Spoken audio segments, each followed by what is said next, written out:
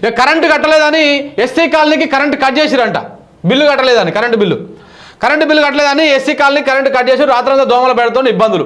ఒక పక్క కరెంటు కోతలతో ఇబ్బంది పడుతుంటే మరో పక్క ఏకంగా ఓ దళిత వాడకు కరెంటు బిల్లులు పేరుతో విద్యుత్ నిలిపివేశారు అధికారులు. వరంగల్ జిల్లా దుగ్గొండి మండలంలోని మందపల్లి గ్రామంలో దళిత కాలనీలోని ఈ ఘటన చోటు చేసుకుంది. కరెంటు బిల్లులు చెల్లించలేదని విద్యుత్ శాఖ అధికారులు ఈ కాలనీ కరెంటు కట్ చేశారు. దీంతో రాత్రంతా కరెంటు లేక దోమల బెడతో తీవ్ర ఇబ్బందులకు గురయ్యారు దళిత కాలనీ వాసులని చెప్పేసి ఆవేదన వ్యక్తం చేస్తున్నారు. రాత్రి సమయంలో కరెంటు కట్ చేయడం భావ్యం కాదని చిన్నపిల్లలతో నానా అవస్థలు పడ్డామని కాలనీ వాసులు అంటున్నారు. అధికారుల తీరుపైన సర్వత్ర చర్చనీయాంశమైంది. అందుకే కరెంటు కట్ పై అధికారుల వివరణ ఇవ్వాల్సి ఉంది.